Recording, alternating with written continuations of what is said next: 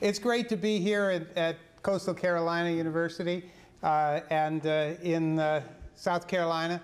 And I haven't been in this part of the world for a while, so I'm really pleased to be here. And thank you for having the weather so nice. And because I come from Arizona, and it's a little warmer there, a lot drier. And you didn't have it very humid, at least in my view today, so it was very nice. I'm going to tell you a little bit about this, this lecture. It's part of my new book. And the book has a very odd history, and I won't go into much detail about that, but I'll give you a sense of why I wrote this particular chapter and then turned it into this lecture. For about 2.5 years, from 2004 to 2000 through 2006, I was teaching ethics all around the world at bases and camps of the Navy and Marine Corps to chaplains who were to learn ethics for various reasons.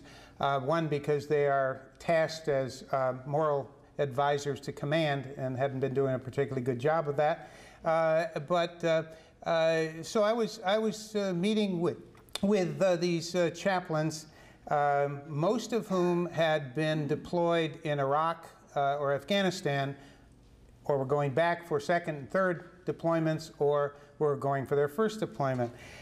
In the beginning of 2004, they were a pretty happy group, more or less.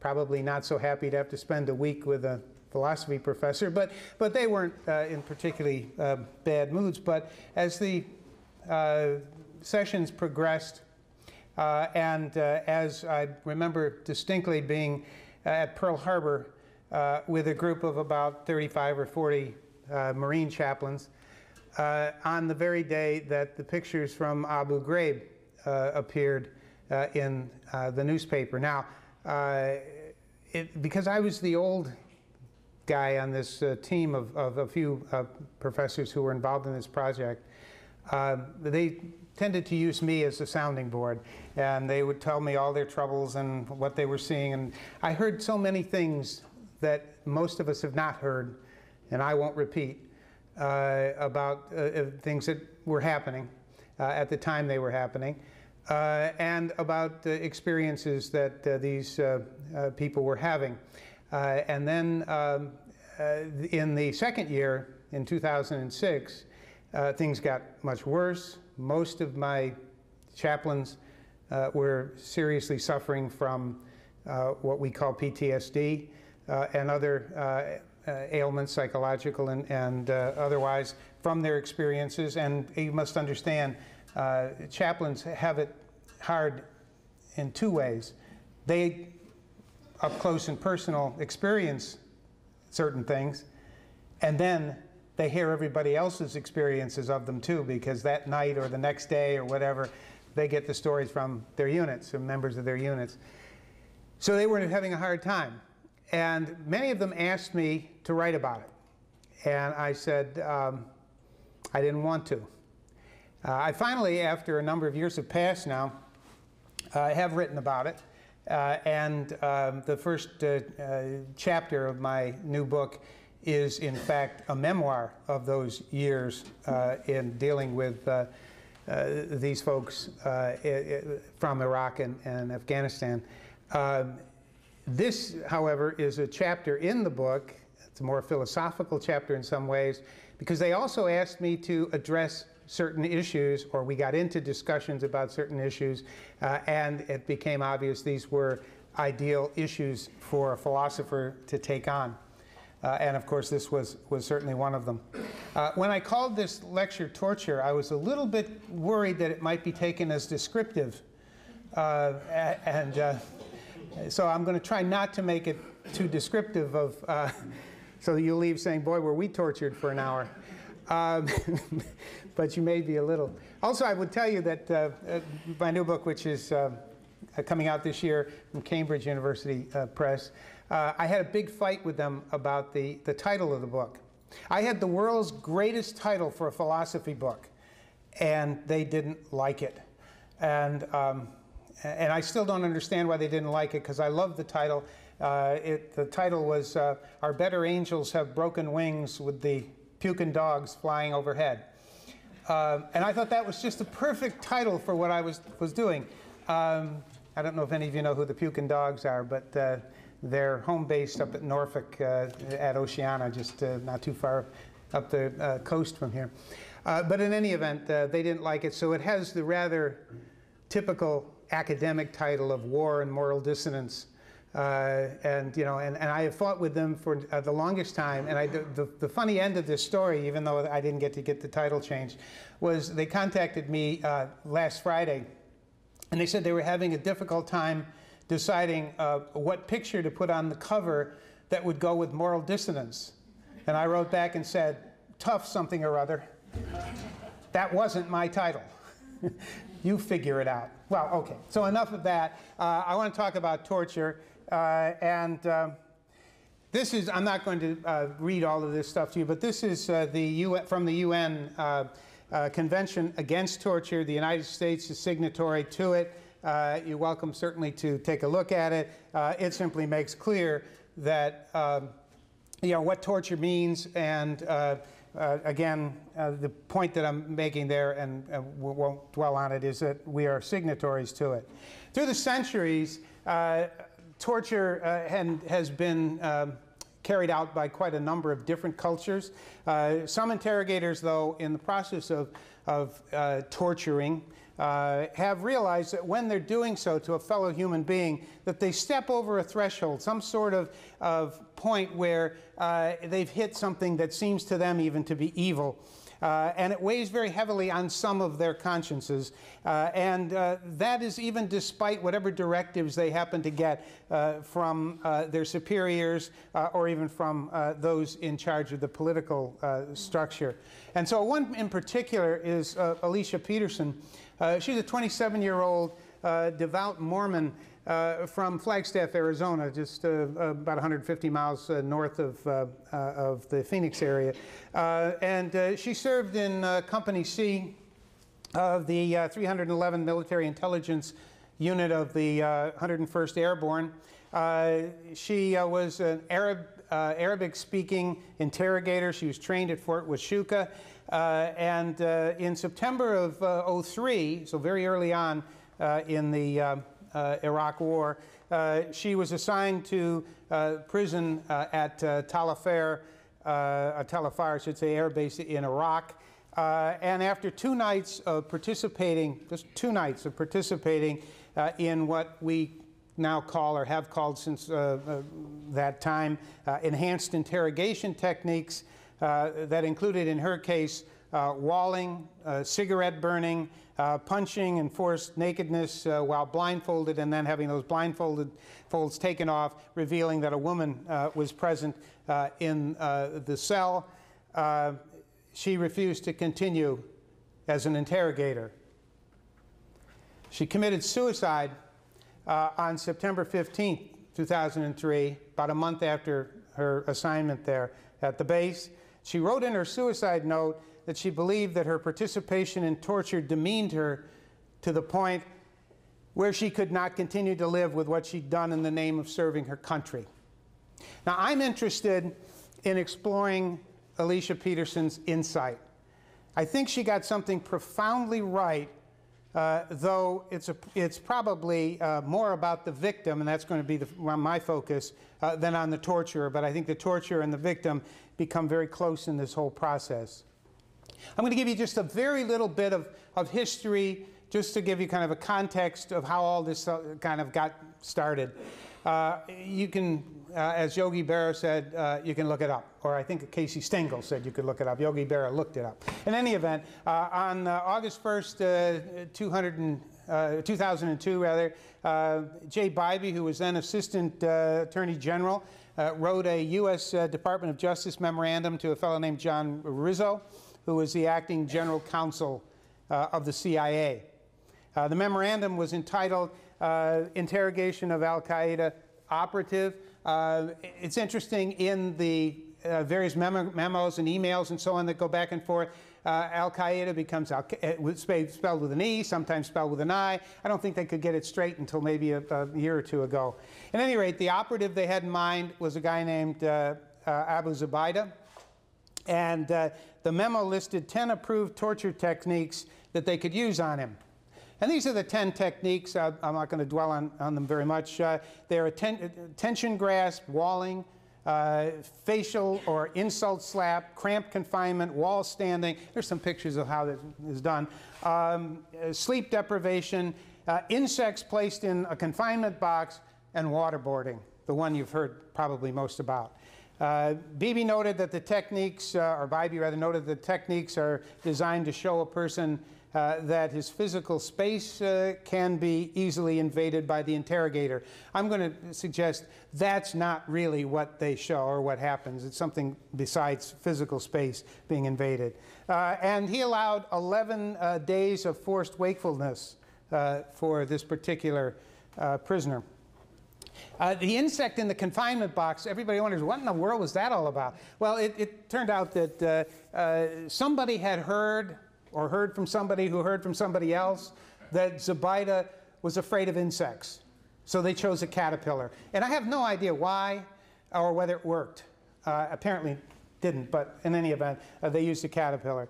Waterboarding, and this is somewhat important, according to Bybee, causes, and this is a quote from his memo, suffocation and incipient panic and the perception of drowning. So he knew what he was talking about.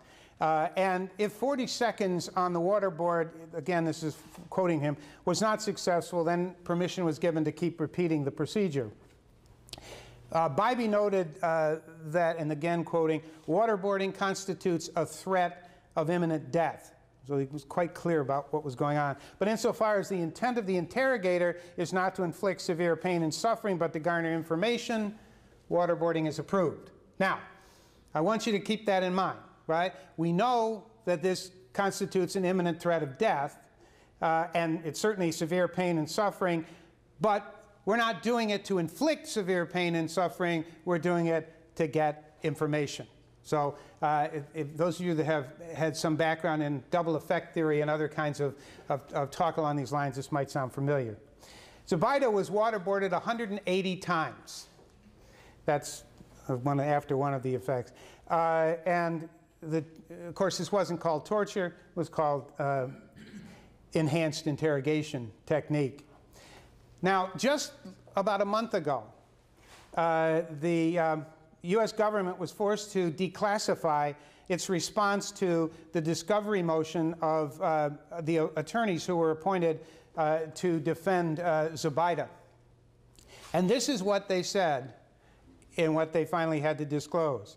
And I'm quoting again, they're not contending that at the time of his capture, Zubaydah had knowledge of any specific impending terrorist operations, or that at the time he was apprehended, Zubaydah had knowledge of specific terrorist operations being planned or executed by persons or groups. The U.S. government does not contend that Zubaydah was a member of Al-Qaeda.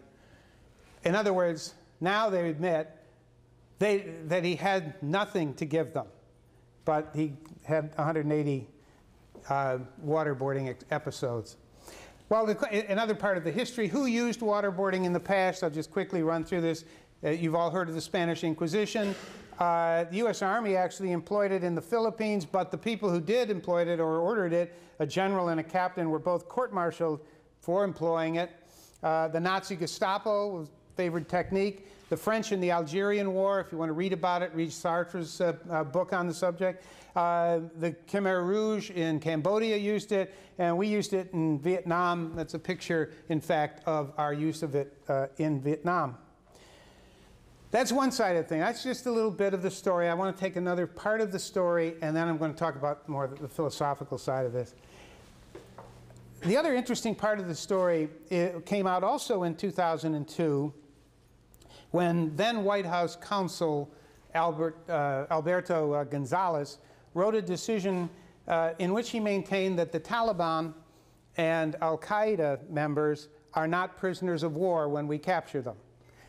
They are, in fact, a new term was introduced, enemy combatants. Right? The Geneva Convention, he makes clear in his memorandum, never mentions the term enemy combatants. So enemy combatants, therefore these people, are not covered by the Geneva Convention's protections. This was in his memo. And he makes it also clear the designation enemy combatants is a shield to our interrogators from any domestic and international prosecution when they, and this is quoting from him, commit outrages against personal dignity while they're interrogating detainees. Two terms really come into place here that entered the lexicon with this memo. One, the enemy combatant concept, and then also alternatively calling them detainees. Notice they're never called prisoners of war.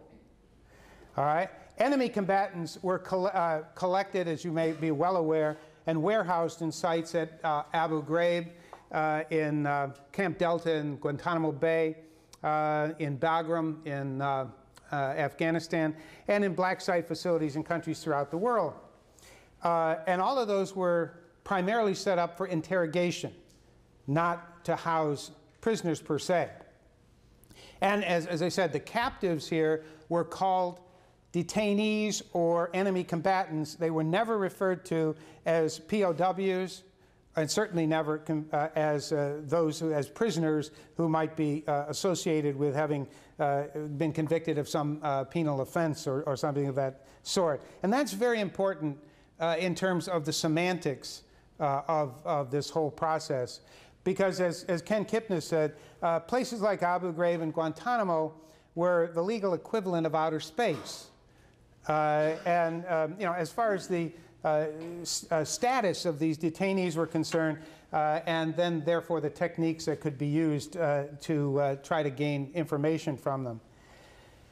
So again, maintaining that the captives held in interrogation centers are still combatants and not POWs, that makes the fiduciary relationship between the captor and the captive entirely irrelevant in these circumstances. And that's a very important step in understanding what we were doing, what was going on.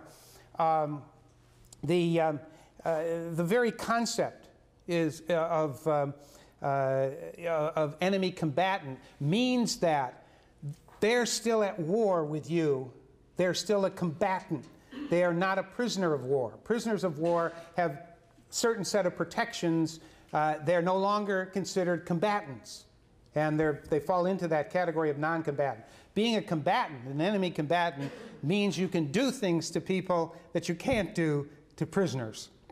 It's a very important step in, you might say, legalizing the interrogation process. Now, enough kind of the historical background, and I can talk about that with you at some point in the future, but I'd like to kind of take this into where I'd like to go philosophically. There are at least two kinds of torture, historically. What we call terroristic torture, the kind of thing I suppose you might say that little kids like to do with flies, you know, pulling wings off for the heck of it and stuff like that. And then interrogational torture. The U.S. has claimed consistently that it never terroristically tortures. And in fact, they use the term torture only to mean terroristic torture throughout the past 8 or 9 years of American executive organizations. Interrogational torture, however, will become terroristic torture if the interrogator doesn't stop once the detainee has divulged information. That is, another round of waterboarding for good measure is terroristic. It's not interrogational. And in order to sort of cement that, Donald Rumsfeld, then Secretary of Defense, made it clear that the interest of the country, or of at least of his operations in the Pentagon, is not in trying and punishing these captives. It is, in fact, finding out what they know, and trying to be very clear about that. Now, there's an interesting issue about why this was going on, and it has to do with all of us. And I think it's something that we need to sort of remember and be aware of. the United States, since Vietnam, has become very much opposed to the use of our forces that might result in their deaths. That is, we don't like to see caskets coming back from battlefields. We don't like to see body bags. We don't like to read in the paper about the count of the dead. This has changed radically our strategy in fighting any future wars. And it's become a major part of the developments in the Pentagon and in its associated organizations like DARPA to try to figure out how to fight wars that don't produce American casualties, because the American people just don't like it. In fact, for a while, you didn't even get to see the caskets coming back from Iraq. So with this in mind, what has happened is we're trying to figure out how to fight wars with robotic means and other technological means. You've heard about the drones in Afghanistan, and we have all kinds of other things we're working on. My center happens to work on national security issues and various kinds of emerging technologies, so I've heard about all kinds of stuff that you don't even know about. But the idea of most of it is how to prevent American casualties while still prosecuting a war. The problem with that is that if you don't have human beings on the ground, you don't often know what you're hitting, what you're attacking, who you're killing. Therefore, intelligence is a very high level of importance. So if we want to fight engagements at a distance and use robotics and other technologies to do it, we need to have the best possible intelligence of what's going on out there. Otherwise, your drones end up killing a whole bunch of innocent people in a village in Pakistan or a village in Afghanistan, and all that does is it makes those people and their relatives, not the dead ones of course, but the relatives and the people in the community and so on, angry, and you don't get very far in what you're trying to accomplish. So you need sources of good intelligence, actionable intelligence. Where do you get it? Well, unfortunately, we don't have people on the ground, so you have to collect them and you have to try to get it through interrogation. So interrogations of captives becomes a primary source of intelligence in order for us to fight the kind of war that the American people want us to fight. You have to keep that kind of in mind. Now, the captives who possess useful information are unlikely, certainly unlikely to willingly tell us what they know, because doing so would obviously jeopardize their missions and their position in their particular units. And so coercive interrogation techniques, though they're prohibited by US and international law, and we signed the UN papers regarding that, right? We're on record, was nonetheless sanctioned by the Bush administration. And on top of all that, despite the fact that there is no history of success in obtaining actionable intelligence from interrogational torture. People often said, well, of course there is. We often hear about, oh, they got this information here, they got it there. I'm going to talk about some of those cases in a bit. But one thing to keep in mind, or one kind of question that I like to ask people, how many women tortured and burned as witches confessed that they were witches? How many, what percentage do you think? Just tell me, what percentage of women who were tortured and burned as witches, you know, during that period in the late Middle Ages to the early Renaissance and so on, that were tortured and burned as witches, actually confessed they were witches? 90%. What do you think? How many? Almost all of them, 96%. Right. And they didn't just confess, hey, I'm a witch, burn me. Right? They confessed to flying to orgies with the devil on broomsticks. Right? All those kind of things that have come down in sort of the, the ordinary way we think about these traditional witches and so on. They confessed to that stuff. They really did. Now, if they really confessed to it, and so many, and very high percentage did, that should tell you something about the success of torture. And also, by the way, that the techniques haven't changed much either. We don't use the rack anymore, I don't think. But a lot of the other techniques are pretty much the same. Here's some questions for you to think about. If intel is the goal, why did interrogators favor those torture techniques, the old standard torture techniques in effect, rather than using drugs? And some of the drugs such as scopolamine, temazepam, sodium thiopental, that have been used in the past to gain information. They're all forbidden also by international law. Why didn't we use those instead of the old techniques? We do know, by the way, that scopolamine is very successful. It causes enormous pain. And then people will tell you virtually anything. Not so successful is sodium thiopental, but the others are. Well, here's a troubling point. When being tortured, the most committed, that is committed to their position, the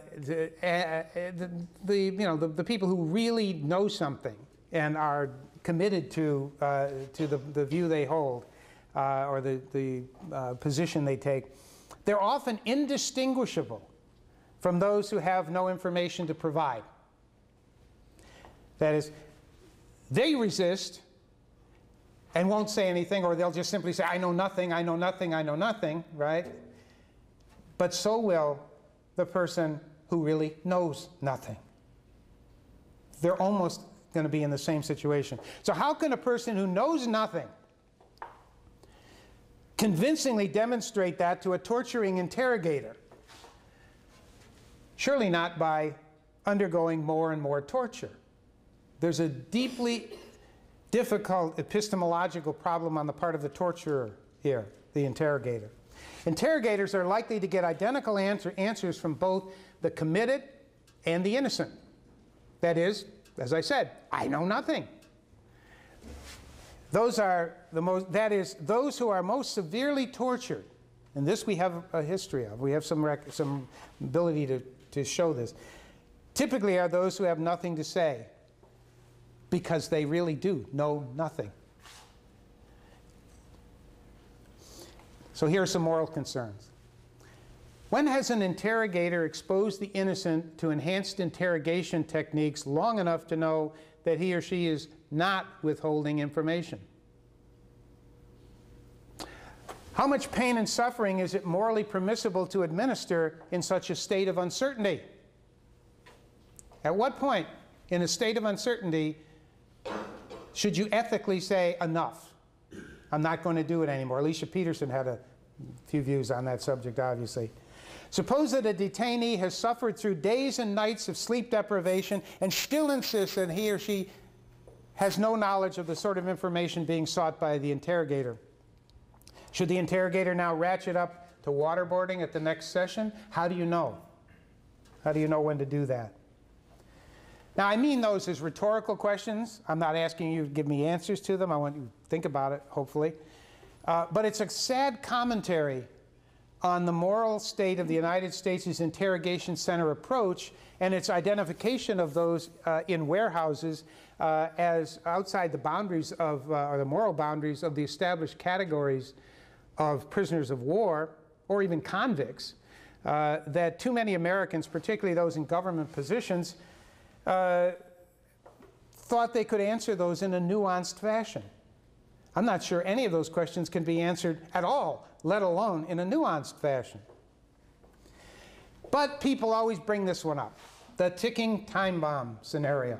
And if you have heard anything in the talking heads on television stuff, this has come up whenever torture gets mentioned or interrogational techniques are mentioned. There's a very simplistic version of it that everybody is sort of aware of, and I'll just give you a quick account of it here. It's that there's a terrorist, a planted nuclear time bomb in the heart of an American city. We don't know in which city or where in the city it's planted or when it's set to explode. We have in custody the person who planted the bomb, but he refuses to answer any of our questions. Should we not be morally permitted to torture him until he reveals the location of the bomb so we can prevent the deaths of hundreds of our fellow citizens? It sounds very persuasive. It's a very, it persuaded a whole lot of people in the discussions that we've had about this. So what's wrong with the ticking time bomb scenario? Well, let's think about what the scenario is supposed to do first. The strategy is to get torture prohibitionists, that is people who want to prohibit any kind of torture, to concede that there's a case in which torture is morally permissible, and that would be to prevent a catastrophe. A nuclear bomb, dirty bomb exploding in a big American city. If a prohibitionist will admit that torture in that case is okay, then you've got them on a slippery slope. And you then slide them on down to the admission that most uses of torture are in fact ticking time bomb scenarios. The argument is that terrorism is constant threat of catastrophes, so torture used to try to gain actionable intelligence of the plans of terrorist groups and their locations always should be morally permitted, even if it means torturing the innocent. That's what the ticking time bomb scenario is supposed to get you to agree to. However, it's a cheat, and you should have recognized it as such. Because in order for you to get that far, you have to grant too much. It's a giveaway. We have to accept that there's a ticking time bomb and that the authorities know there's one and that they have the right terrorist in custody and that he's telling the truth when he claims to have planted the bomb and so on and so on and so on and so on. You have to grant all of that. Unfortunately, or maybe fortunately, none of those factors have ever actually occurred historically. So here's a more realistic ticking time bomb type scenario. Because if you thought that one, well, okay, maybe that's, but here's a possible one. Suppose a CIA operative is convinced, or some of them are convinced, that at least one of 100 detainees in Bagram, that's in Afghanistan, might know the plans of an insurgent unit in Kabul that might include a rocket attack on government offices. Notice the way I've stated that, okay? To make sure that we don't have epistemological certainty here. But they don't know which detainee. Now, should they start torturing the 100 detainees until they hit upon one who has the intel? Suppose they don't come up with him until they've tortured 75 detainees and learned nothing of value from any of them.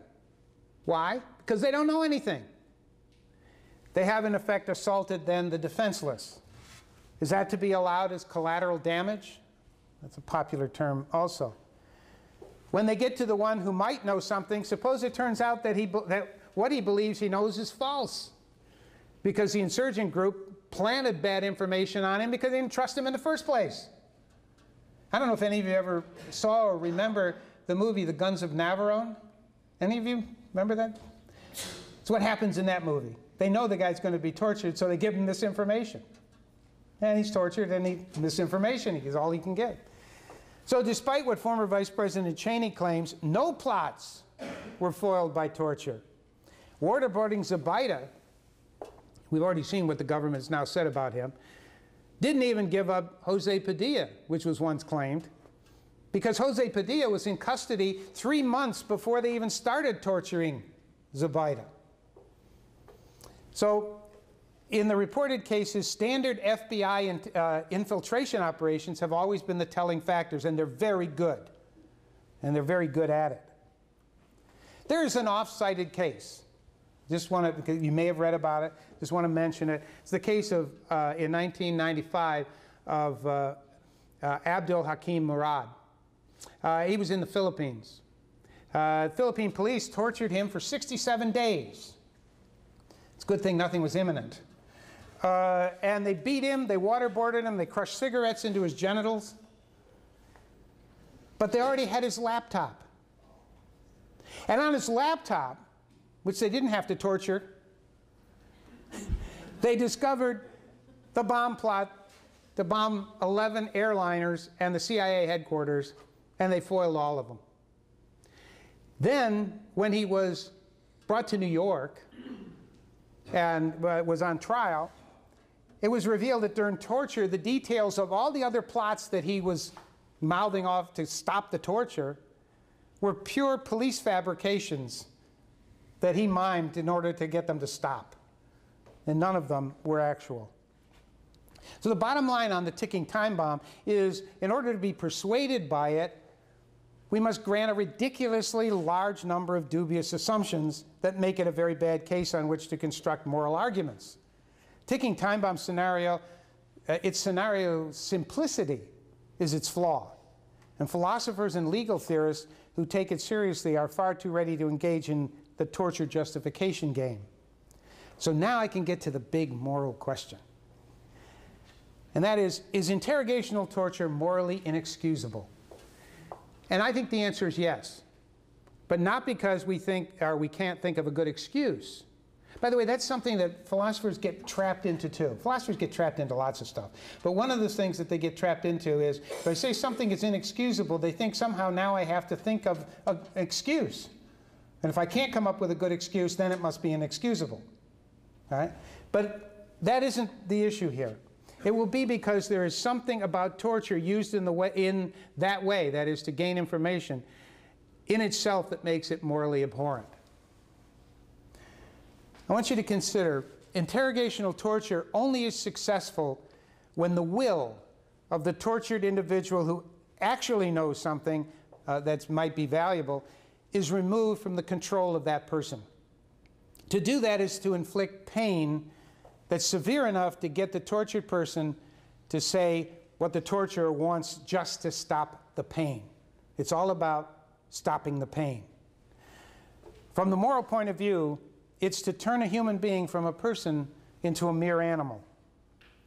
And I just want to mention Jean-Marie for a moment, but I want to try to explain philosophically why I think this is the case. He was tortured by the Nazis in the Second World War, and he wrote, "Whoever is overcome by pain through torture experiences his body as never before.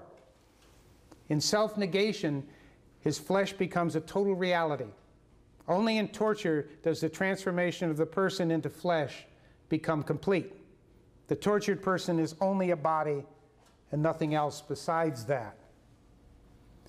So in interrogational torture, the tortured person realizes how fragile is his or her control of his or her will.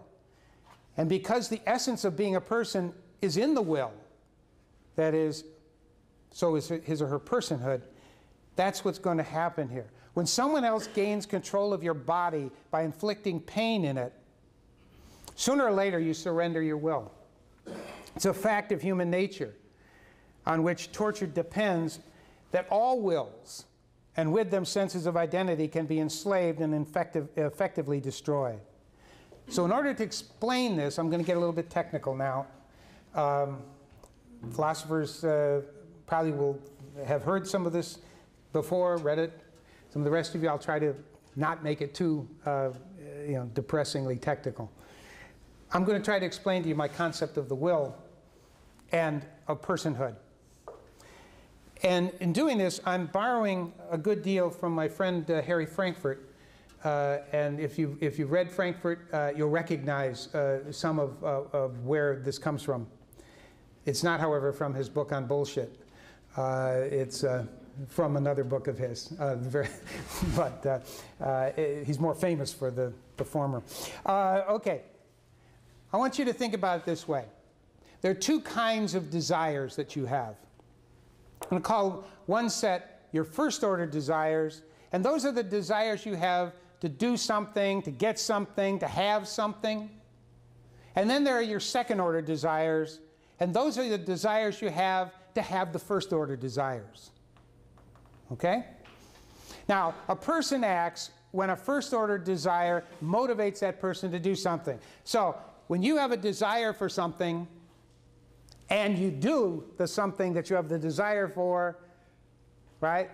That's your will. So your will is the first order desire that moves you to do something, okay? Now, a first order desire of a person being tortured is to terminate the pain. We all know that. That's why we torture them, right? The interrogational torture counts on inducing that desire and sustaining it. So what, if you imagine now, first order desires of the person being tortured. One of those first order desires, as we ratchet up the pain, is to stop the pain. I do desire not to have the pain. Nobody, well, maybe some people, really strange ones, desire to have pain, but you know, most of us don't. Another desire the torture subject, especially again, we're talking about a terrorist now, is not to divulge the information that will bring an end to the pain. So think about it this way, the subject of torture has maybe a lot of desires, but two in particular that are important to us. One, stop the pain. Two, not tell. Okay? Two first order desires. Okay? Now, the torture subject doesn't want the desire to stop the pain to be his or her effective desire. That is the one that actually motivates them. Again, assuming the person is a committed member of Al-Qaeda or a member of the Taliban or some other group that we are trying to get information out of. So, doesn't want that to be the effective desire. He or she wants his first order desire, her first order desire, the one that's effective, to be to endure the pain and not tell the interrogator. Right? So that's his or her second order desire. Right? Again, this has to be a person who actually knows something. People who don't know anything are really in a bad way. Right? But that's what's going to happen. Now that second order desire, the second order desires are wanting to want something one wants in the situation and not something else one wants. As I said, your second order desire is to pick out which of those two, we're going to cut it down to just two, which of those two desires that you have at the first order level you really want to motivate you, to make you act. Okay? Which one do I want? Right? Wanting to endure the pain and not tell the interrogator anything, and not wanting to wanting to terminate the pain because it requires divulging information. That's your second order desire. Okay? Second order, I'm saying if you're that kind of person being tortured. Second order desire that identifies a first order desire as the desire that you want to motivate you to be your will is what Frankfurt calls your second order volition. And I'm willing to use that terminology as well. So that's your second order volition. I want my will to be this desire, not that desire. Okay?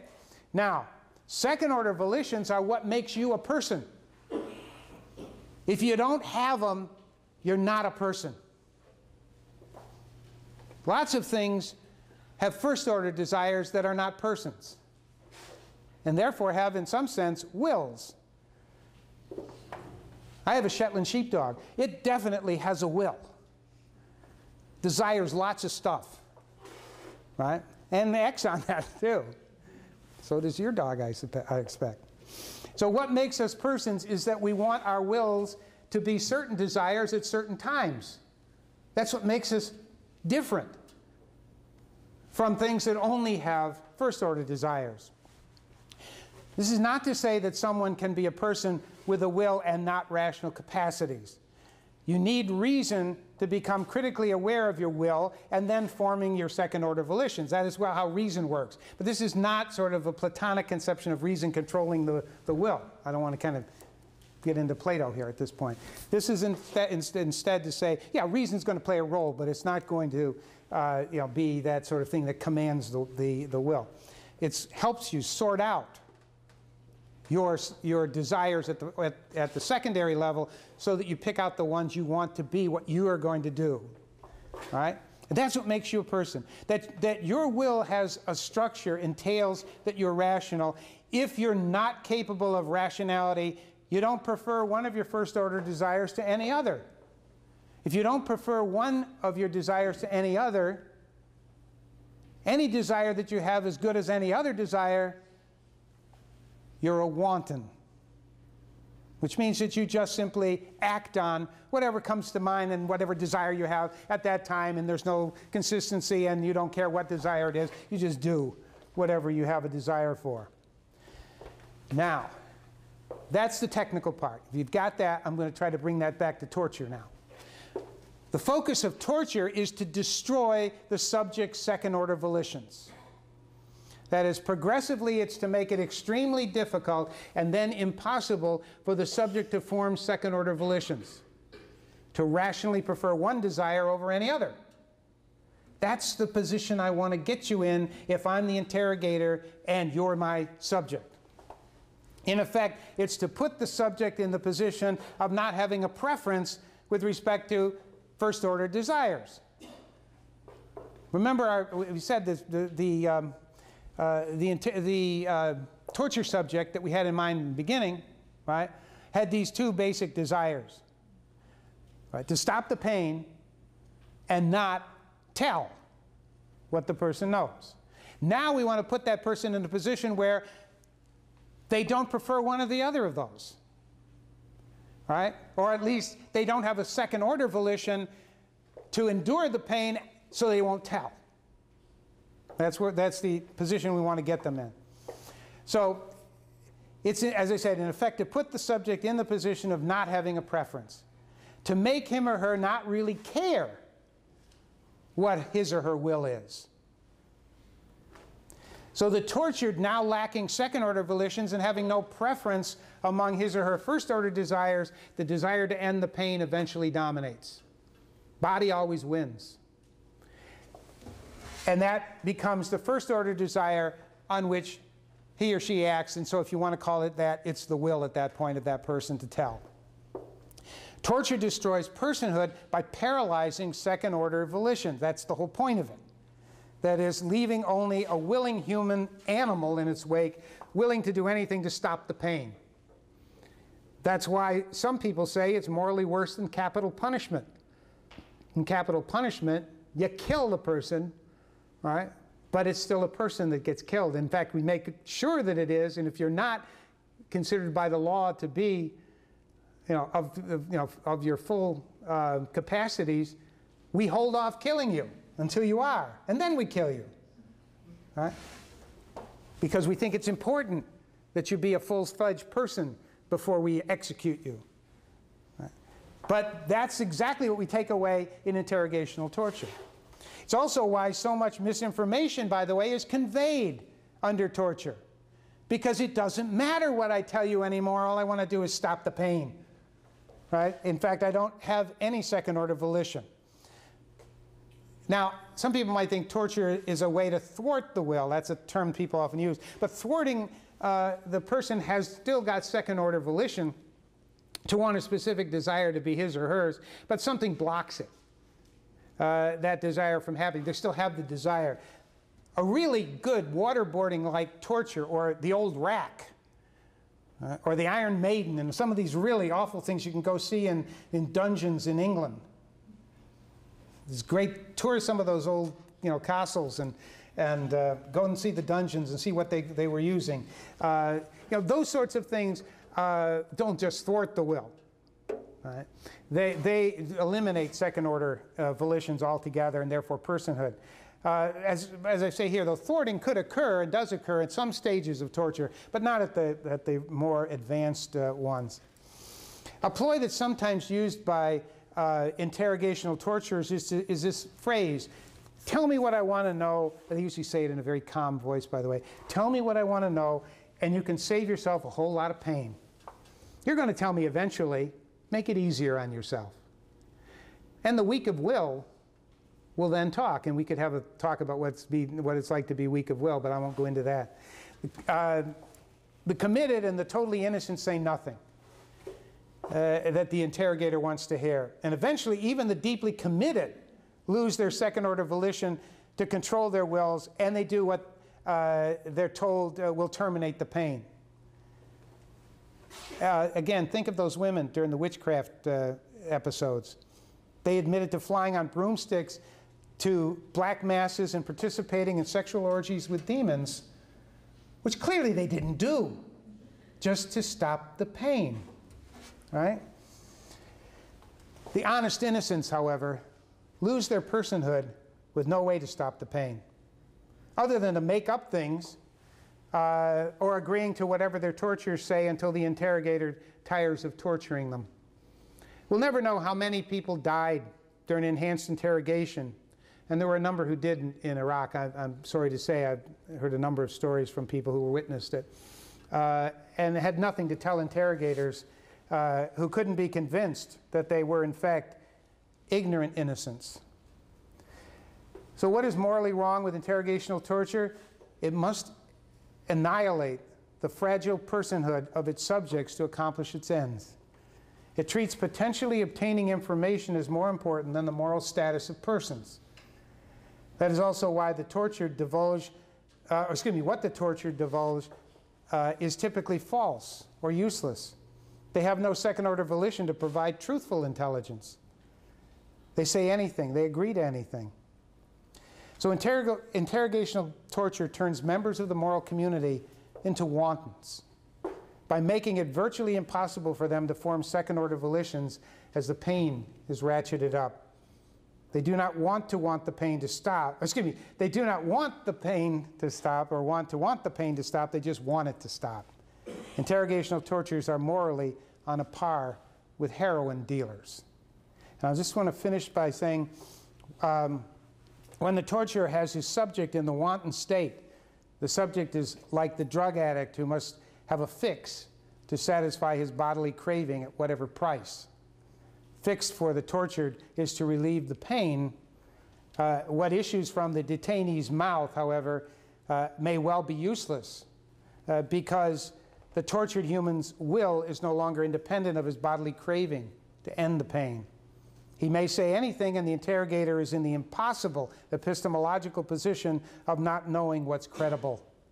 It might be argued that the demolition of personhood in torture is only temporary, but torture victims who survive, and some torturers, learn something from the experience that seems to remain with them, and that is intimate knowledge of the fragility of what sets us apart from other animals, our sense of being persons, that on which our claim to moral status, to moral rights, and moral considerability rests. That is, what we learn is the fragility of the foundation of morality. It's little wonder that someone as ethically sensitive as Alicia Peterson committed suicide when she realized the moral impact of what she was doing to those she tortured and to herself. And I'll just conclude that it may also be noteworthy that a surprisingly large percentage of those who survived torture by the Gestapo committed suicide after the Second World War. They survived torture by the Gestapo and then committed suicide. And Jean Amarillo, who I mentioned earlier, was tortured by the Gestapo. He was interned at Auschwitz, at Buchenwald, and Bergen-Belsen, and he wrote, "Whoever was tortured stays tortured. Torture is ineradicably burned into him." He committed suicide in 1978. Thank you.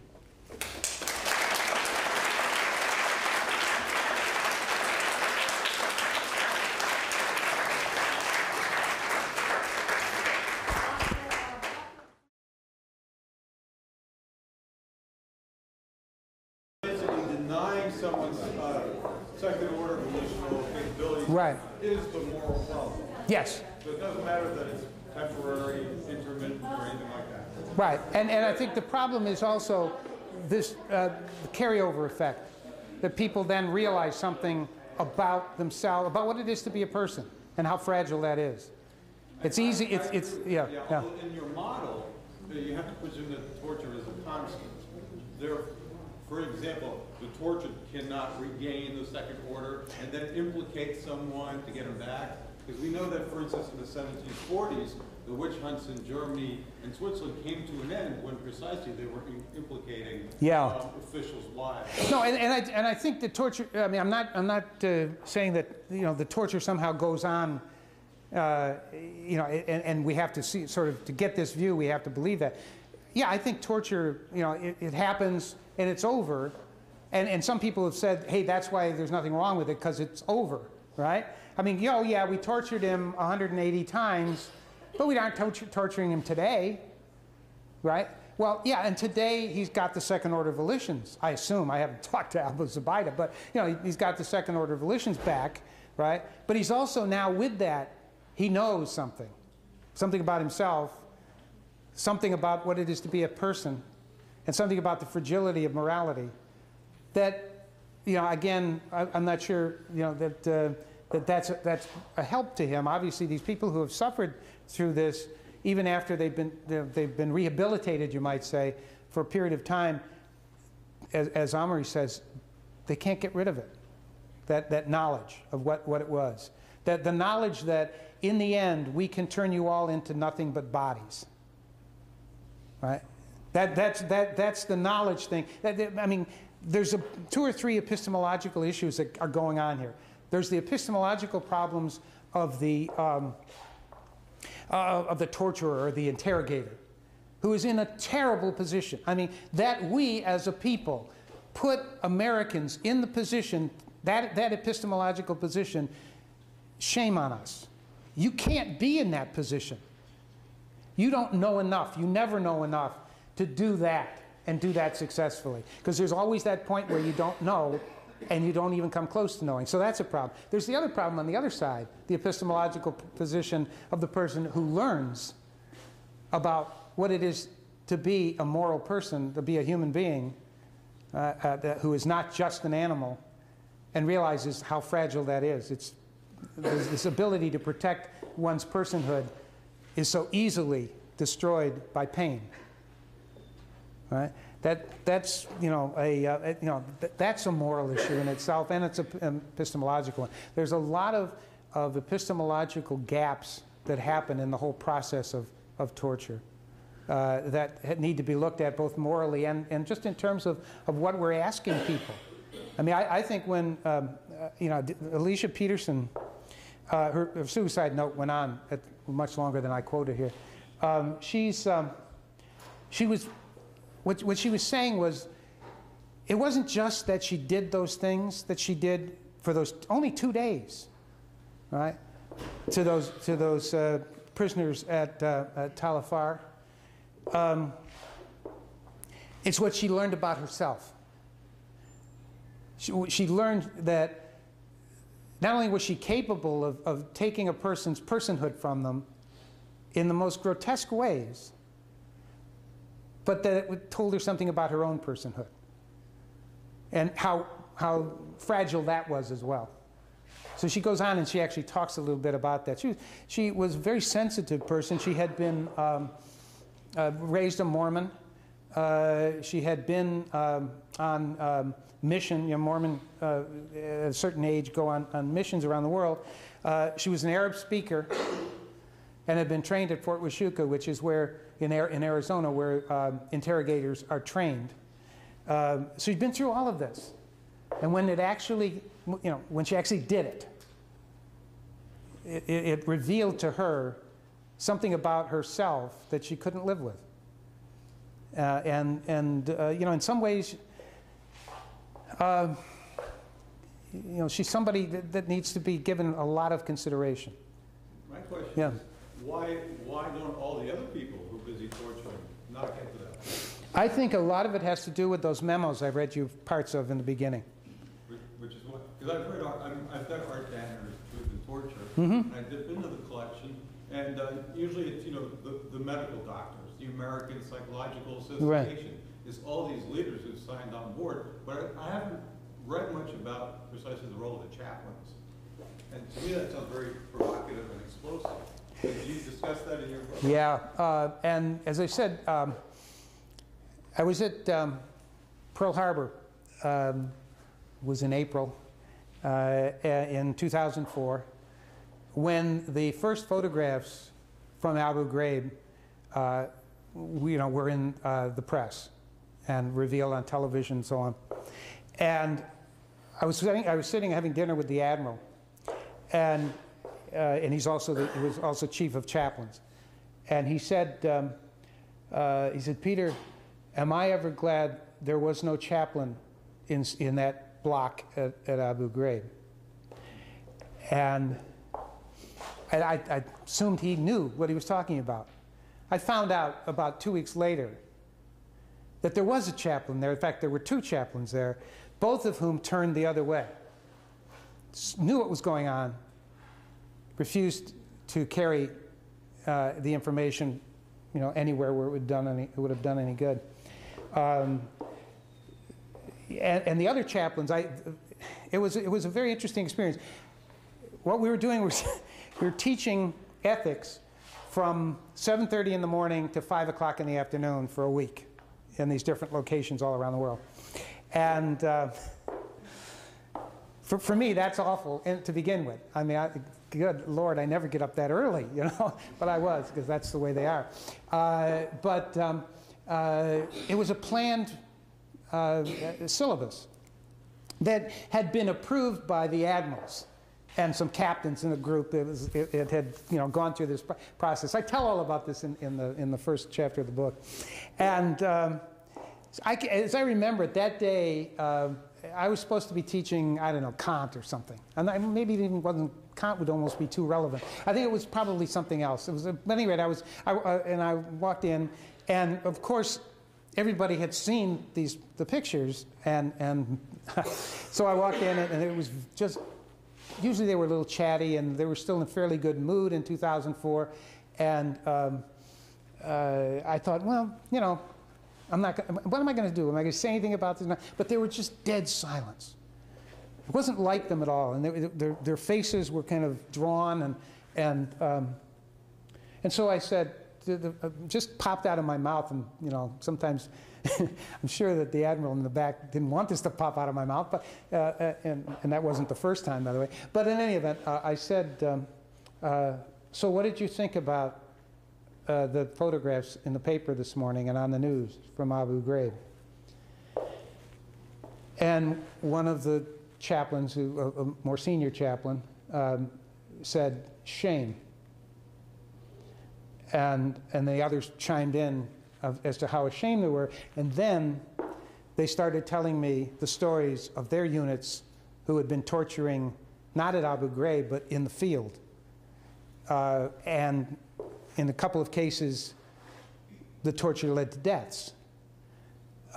You've since heard this. You probably have since read this, or at least seen the information on this stuff.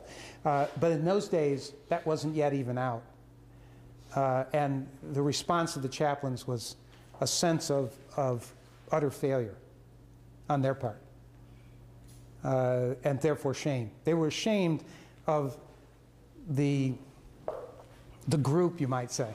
Not necessarily, I mean, particularly the the chaplains who've been serving with the Marines. They're all, the Navy, it's called the Naval Chaplain Corps, the Navy Chaplain Corps, but it serves all the sea services. So it's the Marines, and most of them were serving with the Marines in those days. Earlier in the war, they'd been on the ships that were firing in the shock and awe stuff. But, so most of them were in country. And yeah, it was shame. But then the story started to roll out, and the shame got great. And after that, none of the sessions after that were ever the same or as planned. Things got worse and worse in many ways. Does that, I don't know if I'm answering. It's interesting, it raises the issue, well, these activities are taking place in a social context, and the chaplains are basically they're a gatekeeper. So I guess. Well, yeah, and remember, by the way, the first chapter of my book is called "The Two-Collar Conflict," and that's the memoir, and it's the two-collar conflict because on this collar of their uniform, they wear the symbol of their religion, and on this collar, the symbol of their rank, right? Or is it the other way around? Anyway, rank is on one side, and a cross or the other symbols of the different religions are on the other side. And oftentimes in the middle of discussions, and this was definitely one, there was sort of this, among the group, this sort of international way of describing their dilemma. They would grab both their collars and go like that. Right? It was like they were being torn apart.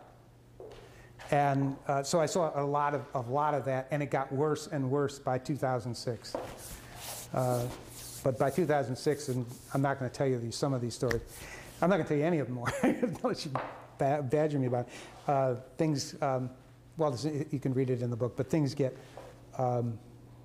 pretty hairy dealing with chaplains. We have a question over here. Yeah. I hate to be a timekeeper, but we have time for this question, and then we need to vacate the auditorium. Let me say this and remind all of you that we have breakfast with Peter tomorrow morning, for those of you who don't know this. It's supposed to be at 9:30. I mean, it's supposed to be at 9, and Peter whines about it being so early. Yeah, That's 6 o'clock my time. I know. It reminds me, it's 3 hours different. So we will arrive between 9 and 9:30. Breakfast will be served. You are welcome to come with your questions. It is all about a roundtable discussion. And we won't let him off until he's answered all of our questions. It's in the boardroom in the Humanities building. And so it's there for us to bring our questions and sit down. And Peter asked me if tomorrow he could wear his jeans, and I said absolutely. Jeans and tennis shoes, and they'll all be comfortable. So that is an open invitation to all of you. And we also understand you have to sort of come and go during that time. That's okay too. We will be there from like 9:30 to about 11:30, as long as good coffee and tea and probably some wonderful sweet ones holds out. Please, Dennis, I'm sorry. No, what do you think about Alan Dershowitz's plan, or his idea anyway, about having torture warrants in post facto courts? Yeah, I think Dershowitz is wrong, frankly. He's also arguing for the success of torture, and there's just no evidence that it has ever been really successful. Well, Alvin Miguel was broken when his family was threatened. Well, to what end? Yeah, well, I mean, you're talking the recent case? Well, that was in the 80s. In the 80s? Oh, wow. Yeah, sure, right. I'm sorry. Yeah, right. There's also this recent case of the guy from Nigeria. But, threatened the family, right? So distinct violation, as you may have read, of the UN on torture, right? That we are signatories to. So, I mean, it seems to me we either are true to our word or we're not. We either do it the way the right way, or we don't. Dershowitz is looking for too many angles. He's also a ticking time bomb guy. Right, he is. And again, my view of the ticking time bomb is, as you see, I mean, fine, if it ever made any sense, but it's always grant me this, grant me that, grant me this, grant me that. It's ultimately begging the question. I don't disagree. I mean, Yeah. I don't think the utilitarian is wrong. But Right. the aspect is, one of the things I do agree with him when what he says is that it's being done anyway. And since it's being done anyway, why not have people on the record? Well, yeah, and in some ways the Gonzalez memo was intended to provide that cover. It was intended to say these people are still combatants. We can treat them any way we want because the locations in which we are housing them are battlefields. Technically, that's the way they think of it, or you're supposed to think of it, right? So even if they are in cells, it's a battlefield. It isn't a prisoner of war camp. And so that was the whole idea of the semantics of the so-called war on terror. And that was all to give cover so that any interrogational techniques used by any interrogators, it might have even ended in death, as some of them did, although not, I think, well, we don't know with regard to the CIA. We know with regard to the Army, and we know with regard to the Marines. There are at least 4 or 5 cases. Some are being prosecuted by it. But the whole idea of the Gonzales memo was to provide that kind of cover, so that you could say, well, what we're doing is not terroristic torture. We're not even calling it torture. It's enhanced interrogation. And we're not doing it to prisoners. We're doing it to people who are currently combatants. That is, people we're fighting against and who are fighting against us. It just so happens we've got them, you know, in a 4x6 cell, right? If you want to buy into that, I guess, you know, you can see what was going on. And it was really all intended to do kind of what, in a way, Dershowitz wanted to do, except they didn't want to make it public. And you know, the rendition program is, you know, there's no way morally, let alone politically, let alone legally, to justify that, except if you change all the semantics. And that's sort of what was attempted. The fact is that most of us didn't pay any attention at the time. And, you know, and looking back at it now, well, yeah. Do we want to prosecute people for what they did under those conditions? I don't think so. I mean, I'm not arguing for that. And I know enough chaplains who stood around and watched people tortured and stood around and now have rather bad psychological situations themselves. Saw people killed, actually, in the process of interrogation. That I don't want to see anything more happen to them. But I do think, you know, we now know. What we know now should, at least going forward, you know, make us aware that we shouldn't be doing these sorts of things if we want to maintain the level of civility and, you know, a civilized country that we claim we are. I mean, I think that's a problem. I'm more interested in our being an ethical country. So, and definitely I think there's a problem. Whenever you take a human person and turn them into a human animal, you're doing something most obviously morally indefensible. And so when I raised the question about inexcusability, what often happens, and frankly some very good philosophers, Claudia Card is one, for example, who then try to look for, well, it's inexcusable if and only if I can't think of an excuse. And my argument is quite the other. It's inexcusable. You shouldn't be looking for the excuse. Her idea was that if I keep looking for excuses, I'll try this one, that one, and that one, and that one, and that one, and none of them are going to be good, therefore it's inexcusable. But it might be inexcusable because it's inexcusable, you know, conceptually. And that's my argument. Okay? Thank you. Thank you.